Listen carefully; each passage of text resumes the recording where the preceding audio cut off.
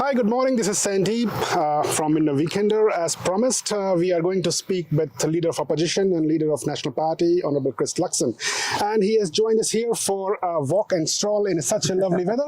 Good morning to you, Chris. How are you today? Morning, Sandeep. Great to be out with you on a lovely sunny Auckland day, isn't it? It's Certainly fantastic. it is. Now, the first thing, first of all, National Party is in its best shape, probably last couple of years. So how are you feeling about it? Oh, look, we're off to a really positive and encouraging start. You know, we had a lot of work to do to reset. The party is at the end of November, early December. We've done that job. I think people can start to see that we've got the right people in the right places and they've got the right assignments, which is really fantastic. And I think we're off to a good start. We've got a lot more work to do, but I think what we're doing a good job of is actually opposing the government and being critical where we need to be critical, constructive where we need to be constructive. But importantly, also we're starting to propose ideas. And so if you just look at the last few months, if I look at the Ukrainian situation, it was Jerry Brownlee's idea about autonomous sanctions. It was Erica Stanford's idea about humanitarian visa for friends and family of the Ukrainians that are here in New Zealand. So I think those are good examples, and you see the government adopting them. You've seen the government adopt a lot of what we've been talking about with respect to getting through this COVID phase now and trying to get back to some normalcy, which is important. So I think in 4 months I think we made a lot of progress, and we've got a lot more to do. And if we do that job right, the New Zealand people start to see us as an alternative government in waiting, which is good. Perfect. Now, although you have explained quite well that you and your party are proposing new ideas, but a lot of people, your critiques of National Party, they are trying to say that National was being punished by voters at the onset of the COVID, and seemingly because we have seen the back of this COVID pandemic, hopefully, probably those voters, they are again coming back to National fold. So by saying that, they are taking away the credit from you being the leader the last 4 odd months. How would you respond to that? Oh, look, I mean, I'm not worried about what people say. All I'm really focused on is doing my job, and my job is to make sure that the National Party is coming up with ideas that actually the New Zealand people go, yep, I really like the look of that. And I think, when you look at someone like Mark Mitchell, who's been a really outstanding, police officer in his own right, but now, taking the case to Potter Williams about law and order issues.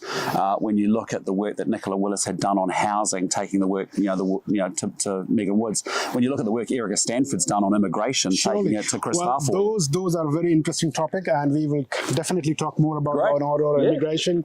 But let's start from your State of Union address, which made a lot of the noise in the beginning of this year. You used the word tax grab for Labour's tax new initiatives, which was rebutted by obviously Finance Minister Mr. Robertson. So coming back to that, you have used the word tax grab. So do you still stand by those words? Do you think government is not using that tax money at all? I think what the big problem is that we've got a cost of living crisis, and we've got inflation now at 6%. The price of everything's going up big time. People's wages are only going up just over 2.5%. So every single Kiwi's actually going backwards than they were 12 months ago. They're not getting ahead. Their money doesn't buy what it used to buy. And so all we were trying to do in the spirit of proposing an idea was saying, hey, listen, since you've come to power, Labor, inflation's up almost 12%. Why don't we lift all the tax thresholds in our system and the tax bands up 12%, so that people who might get a 2.5% pay increase and get thrown into a higher tax band and end up paying the government more tax, actually get to keep that money in their own pocket. And that's the problem with inflation, is that the government actually gets a big tax collect because GST on higher priced items gets collected. And as a result, what we're saying is we trust the New Zealand people to spend that money and keep that money in their own pockets, whether they want to save it, whether they want to spend it, much better than what Grant Robertson will do. And the big problem at the moment is the government has had a 68% increase in spending. And some of it was necessary with respect to COVID. Then only half the COVID fund actually got spent on COVID initiatives, to be honest. And so the big issue is the government, what we've been saying to the government and what the OECD is saying to the New Zealand government is, hey, listen, you're a small economy. You've got to make sure you've got good financial discipline. You've got big increases in spending coming. We're going to spend in May another $6 billion. It's going to be the biggest increase in New Zealand's budget history ever. And all we're saying is take a piece of that, raise all the tax bands by the level of inflation so that everybody's actually, not worse off than what they were. It just keeps people where they have been, 4 years ago. And that's a much more sensible way of doing things. It's not going to make everyone rich. It's not, but it's just a simple idea that many countries say is just practical common sense, that you just inflation adjust your tax threshold. Sure. Well, again, that's the same line that probably National has been saying for quite a while. And that's what probably your opponents, they are trying to rebut that point that these are the old ideas, outdated ideas brought by National about lifting those, removing those tax restrictions. Well, what I'd say to you is that's a really simple, pragmatic, practical, common sense idea. If inflation has gone up 12% under this government, and this government's collecting record levels of taxation, and if you've got a minimum wage worker who's on, works for 44 hours a week, and all of a sudden their marginal tax rate is 30%. We've got the average income earner here in New Zealand who's earning $70,000, and their marginal tax rate's 33%. That's not right? Because what's happened is because those bands haven't been adjusted for inflation, they've got caught in what we call tax bracket creep. So look, it's an idea. And we think it's a very practical one. It's a very common sense one to deal with the problem that we've got, which is inflation. But the bigger issue is that this government really can't manage the economy. We're spending amounts of money and not getting any return for it. They're confusing spending and announcing for actually delivery and outcomes. So how do you spend $2 billion on mental health and not get a single improved outcome? That's just not right. That's $2 billion worth of taxpayers' money that could be spent. How do you spend $100 million actually subsidising a slow train from Hamilton to Auckland, where every single passenger that you actually put on board that plane you underwrite or subsidise to almost $300? Right. That's $100 million that would be better spent on education, helping people who really need it. Let's talk about your vision, how you, the National Party under your leadership, will be doing differently for economy. So if I have to ask you, what sectors of economy you will like to focus under your government after 2023? Well, look, I think the big takeaway is that the government has just relied on lots of government spending and low interest rates, and they're big macro levers that they've relied on to drive the economy. And what we're saying to them is you've got to have good financial discipline and make sure you've got good prioritisation of your projects, that the money, which is not the government's money, it's taxpayers' money, is actually going to the right things that will make the biggest difference. But the second thing you have to do is actually unleash enterprise in this country and actually back small businesses, because there's been nothing that this government's done about backing small businesses. We've had massive increases in minimum wages, we've had massive increases in sick leave, we've had another public holiday throw-in. There's talk of national insurance taxation or jobs tax coming. There's a big talk of these awards that are coming, which will put the cost back on businesses. And the only way you get to improve the productivity of an economy or the value of what it produces is if you can do productivity enhancing sort of pro-business policies. You don't do it by just throwing a whole bunch of cost on small businesses. Because if I was talking to a cafe owner down in Blenheim, well, just those three items of the extra public holiday and the minimum wage and the other sick leave extension costs, it's like $20,000 off their bottom line. It's not the government that pays it; they pass the law. It's small businesses that are paid. Well, okay, I understand that, and probably you have said that previously as well. But a lot of New Zealanders, what they are trying to understand from you is how your party will do it differently, looking after, for the workers, looking after for others, who do deserve a pay rise. So how under a national party that will be run differently? Well, look, we believe in a party in a couple of simple things. We want this country to realise its maximum potential, economically, socially and environmentally. We want it to be a party where everyone can flourish in this country. We want every 5-year-old to set off with whatever ambition they have for their version of the Kiwi dream to be able to make that happen. And we want to be a party and a government that actually backs people to get out there and give it a go, because essentially what's happening at the moment is we're playing a very fearful, very small, very inward-looking game. The rest of the world has 7.8 billion people in 195 other countries, and we've lost our confidence, we've lost our ambition, we've lost our aspiration, and we've lost our optimism. And I think New Zealand at its best has been a country out and about in the world making things happen. And so when young people are saying, look, I'm not sure there's an opportunity here for me in New Zealand, I think I might be better to go to Australia or Canada because housing's too expensive, my wages are too low, the cost of living's too high. That's not great. When you've got small business people deciding not to invest or grow in their business and to actually take on workers to build and sell higher revenues and products and services, which drives to higher wages, that's not good either. And when you're actually saying to migrants to this country, oh, look, New Zealand's closed for business, actually they're choosing to vote with their feet. And we want the best and the brightest to come to this country. Right. We need that to happen. Since you have raised the question about migrants, who are definitely the most important audiences for us, so if I have to ask you, according to you, what are the three major issues or challenges faced by the broader Kiwi Indian community and the ethnic minority migrants in this country, what would they be? Well, look, there's no doubt about it. We've got massive labour shortages across every single sector that you talk to, and it doesn't matter whether it's mechanics or veterinarians or harvest croppers, doctors, nurses, IT workers. We are short across every sector, and we've got massive labour shortages going on in this country. You've only just got to walk down and see a supermarket with a blackboard out front to know there's lots of job vacancies. So with immigration, it's really important that it's very strongly linked to our economic agenda, and as a result, we've got businesses and sectors of the economy that cannot maximise the opportunities that they have because they can't access workers. And so, for us, we're a pro-immigration party. We believe in immigration. We think it adds to the cultural diversity of New Zealand, but it adds to the economic diversity. It's good socially. It's good for New Zealand in general. And I think you just got to look at the story of migrants in New Zealand, over the last 20, 30 years. You leave your home, you leave your family, your culture, your friends, your language. You come to New Zealand. I've watched it. I live in Botany. The reason, Botany has over almost 55% of people born overseas. Sure. And they work incredibly hard. They save money. They work hard. They're trying to raise their kids to be great, be well educated and be good in the community. And it's really inspirational. It's what we want to see. And they save hard, do that second, third job to get a deposit for a house or for a business. They're up and running. So we want to be pro-immigration. Definitely. Now, coming back to immigration, we have got a lot of questions. As our audiences, for the last 2 odd years, probably we are seeing a lot of chaos within immigration. Borders were closed because of COVID.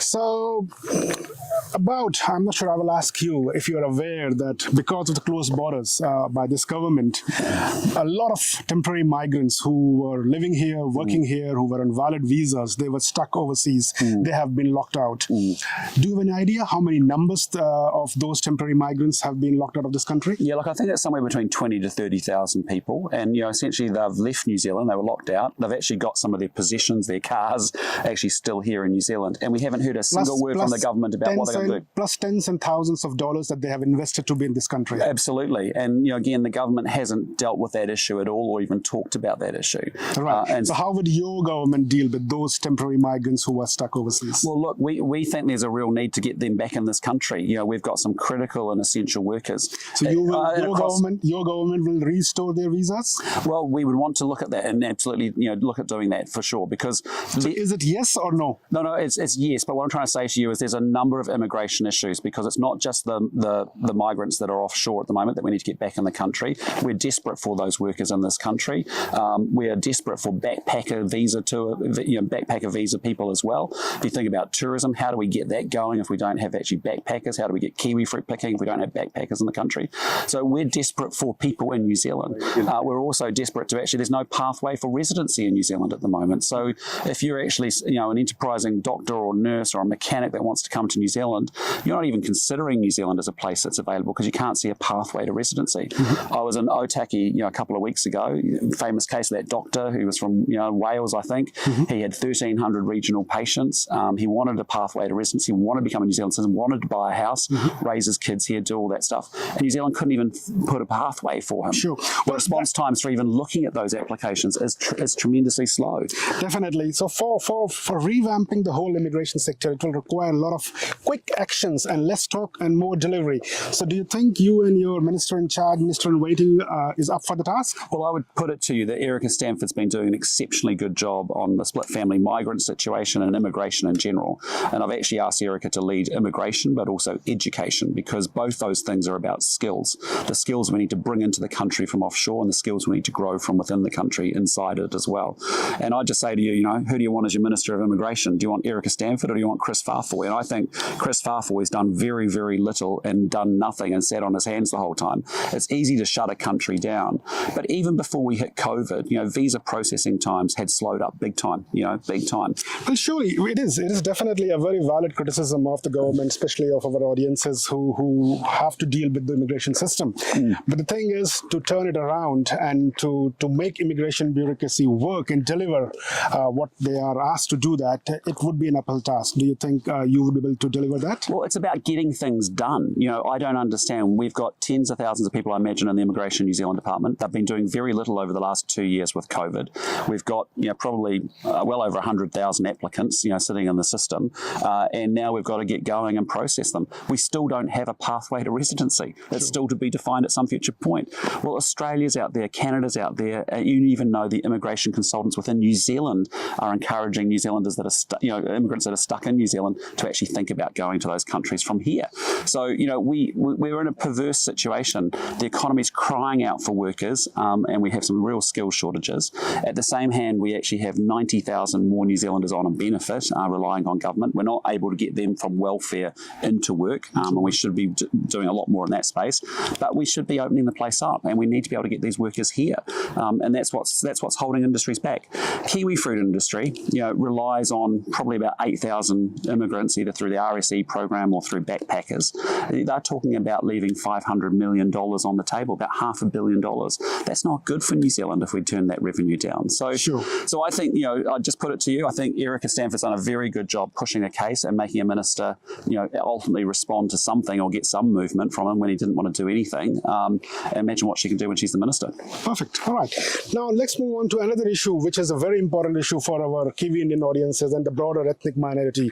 The issue of perceived deteriorating law and order situation. A lot of small businesses, they are being, probably there have been data already revealed that law and order situation, the burglary, the robberies is slowly getting deteriorated, and small business owners, they are facing the brunt of those offenders. Plus, there has been a recent report as well, which says that the recruitment in the gangs has probably exceeded than the recruitment in the police, which is definitely a worrisome sign. So what's your take on that, and how do you propose to fix that? Well, look, I mean, it's something that I've been talking with Sonny Kushal and Mark Mitchell about for some time now, and Sonny actually is really good at just highlighting all those issues each and every week to me. But what I'd say to you is we have a real problem with law and order in this country. We've had a doubling of membership of the gangs from 4,000 to over 8,000 gang members now. We've got just over 10,000 police officers in total. A lot of the police officers are feeling pretty demoralised on the front line. They're not being backed up and supported by their minister, and I think that's a real challenge. And you're seeing a big increase in violent crime, up 20%. And the other thing is you're seeing in Auckland in particular, every week there's at least 1 or 2 gun crime issues. Now, these are things that didn't happen in New Zealand 5 years, 10 years ago. And so part of it is, yes, the 501's coming in, but gangs have got much more sophisticated, much more organised crime, much more, much more. So how you will fix it? Well, we want to have a dedicated gangs task force, for example. And if we, at the last election, we would have actually have that in place by now. But you need to be really tough on gangs, because they just peddle misery and pain to a whole bunch of people. And then we need to be backing our police officers much more with the resources they need, but more importantly, backing them up to say, if we want you to not deal with a situation like we saw on the Waikato Expressway where a whole bunch of gang members could beat up a member of the public and nothing much seems to have happened. Fair enough, I understand. And more about the dairy store owners, who are on the front line and facing the brunt of opportunistic ram raids. And we haven't seen much action on that. And probably there is a lot of palpable frustration about failure of police and authorities to help them. So how would your government change that scenario? Well, a lot of that's been because we've asked the police to be doing some other things like MIQ and border management and a whole bunch of other things that we really want them actually doing the job that they're doing, which is good community policing, following up with stuff. So again, a lot of that is giving more support, more resources to the police so that they can actually follow up on those issues. Because again, if you let those issues slide, they become bigger crime issues down the road. And so we've got to get much tougher on law and order in this country, and we've just let things slide and be a bit soft for a while. All right. Okay. Now, coming to another recent development that affects a lot of, I think, business, economy, and the broader Kiwi Indian community over here. Yesterday night, we heard the news news that Australia has signed a kind of comprehensive economic partnership with India, which is in the range of $24 billion of bilateral trade that can be the potential. We all know that New Zealand, for quite some time, has not been putting that kind of political, emotional investment in that relationship. So what is your take on that? Yeah, that is my take, which is that New Zealand's been so preoccupied with its own internal dynamics. And that's what I meant before by saying, we have been a small, inward, fearful internal game here in New Zealand and not an expansive, confident, aspirational outward game. And we do need to engage with the world. And I don't think this government's put nearly enough effort into our trading relationships and actually building and maintaining those relationships. I was really interested to see that development because India has been a place that we actually, under the Key government, for example, has spent a lot of time in trying to get to a discussion around a free trade agreement or more bilateral trade. And actually, there's actually very little flows of trade between New Zealand and India. There's actually quite small. And so there's a really big opportunity there for us. And I've spent a lot of time in India. I used to obviously work for Unilever, and Hindustan Lever was one of the big companies there, and I've been there many times, and the potential is immense. But if you don't build relationships, if you haven't got your trade minister picking up the phone and just having a conversation every couple of weeks and just keeping the intensity there, I can tell you Todd McClay, who was a great trade minister for the National Party and is in our caucus responsible for trade, he was on the planes, he was on the phones, he had relationships with all the trade ministers around the world and made sure that New Zealand as a small country was staying top of mind in those relationships. So, India's always been difficult because it hasn't been open to an FTA in a comprehensive sense before. I think it's very interesting to see what the Australians have done, but I bet you it's because they've maintained relationships. Surely, and more importantly, talking about that particular last bit that you said, but seeing what Australia has done, they are going to get 85% access to all of their products, which gives them access to a vast market. Oh, it's huge. So don't you think New Zealand can also follow the same track and get access of whatever we can and enhance the trade? And what's your take? I think you can, but the bigger point is that we've got a government that isn't business friendly. There's no one that's really come from a small business world or a business world in the government and actually understands and values trade in the way that it should be valued. New Zealand has always been a country that has to go out with 5 million people and go sell our products to the world. India is a massive market. We want to diversify our markets.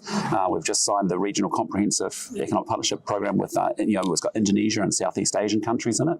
We need to get New Zealand businesses familiar in those markets. We need to get New Zealand businesses into India. And I know it's quite a hard market to get into, but again, as in New Zealand, we've no choice but to trade with everybody in the world. And so we've got to be able to get our people out there, get our ministers out there circulating. And I just think, again, here's a classic case. Why have the Australians been able to do it and we haven't been able to do it? Because that government understands trade and they understand the value of it. Right, okay. Well, I think, we had some good, decent conversation today so far, so many issues. And we have been talking more about how you would be leading the government in 2023 and bringing those changes. But we still have got a lot of time and a lot of journey to make till that point. So if I have to ask you, what are your plans for the next 16 or 18 odd months? How you plan to reinvigorate New Zealanders' faith in National Party that has actually eroded in the recent past? So what would be your response? Well, look, I think, in the last 4 months, you've seen that the New Zealand public and I think the media have accepted that we've moved on, that we've turned on and left that past behind us. I think we're actually off to a pretty positive and encouraging start. We know there's a lot more work for us to do, but I think I've been able to put the right thinkers and the right members of our team on the right assignments and the right portfolios. When you think about Matt Ducey on mental health, when you think about Shane Retty on health, I said Mark Mitchell on law and order, you start to see that we're building a team of an alternative government in waiting. Our job, as I said, keep opposing the government strongly, but more importantly, start to propose ideas. I want to be ready to, when we govern, that we're moving at 100 kilometres an hour from day one. We're not doing what this government did, which was form 200 plus working groups and do reviews, and nothing has happened for 3 to 4 years. We have to move beyond just talking about stuff and actually doing things. We have to be able to get action and real results for New Zealanders, and that's why I'm here. Right, okay. Well, that's quite promising, I would say, and thank you very much for that. But one last question before I will let you go for today. Such a wonderful day. I know that you would be quite busy with your other assignments. No, that's great. The thing is that if we have seen, the COVID has been the greatest rampager of the numbers for the National Party. And God forbid, if there is, another variant coming back before next election, elections. So that is where actually the people, they have got less faith in National Party in managing the COVID. So how you will be up for the task? Well, look, I mean, what I'd say to you is just a bit of defence is that I think 2020, the government in New Zealand did very well managing COVID. I would put it to you in 2021 and 2022, it was an absolute shambles. I mean, we were too slow on the vaccination rollouts. We'd outlawed and made rapid antigen tests illegal. We didn't have a plan for how we unwind the government restrictions around mandates and passes and all that, and how we get, government steps out when the risk changes and it gets much lower, as it has done. So I'd push back on that. I think we've actually done we've actually pushed this government in recent months to actually respond to what we've been saying and actually action what we've been saying.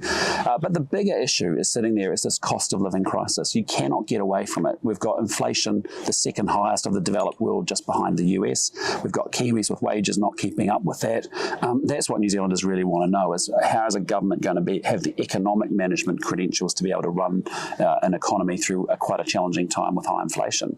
And then beyond that, the bigger questions that we started to talk about is, well, how do you build a world-class education system, great infrastructure? How do you use technology and unleash enterprise? And all those things add up to our ability as a country to be able to raise wages and incomes for everybody. So, I think those are where those issues go. I just know that the National Party is the best natural economic managers of this country. And I think the New Zealand people are getting more and more concerned about where this country's going, and they feel it's on the wrong direction. And they want it to get back on that pathway of confidence and ambition and aspiration and good, solid economic management. Perfect. I think that's quite optimistic thing to end our conversation with the promise that we will come back again and speak to you again in a few months' time. I'd love that, and I just would say, in closing, look, we have a fantastic country. You're here out here in Auckland today, and we're very fortunate. I think it's the best country on planet Earth, but we will get the country we deserve, and we deserve a lot better, and we've got to go to work and make it happen. Perfect. Great. Thank you very much, Chris. Appreciate it, Sandy. Great to be with you. Pleasure. All right. Pleasure. So that was Leader of Opposition, Leader of National Party, Honourable Chris Luxon, sharing his vision and his views on some of the pressing issues that our country has been facing. We have heard from him, and we will come back and speak to him again in a few months' time to see how is scoring on what he has promised, and we'll keep an eye on him and his party, and we will come back again. Thank you.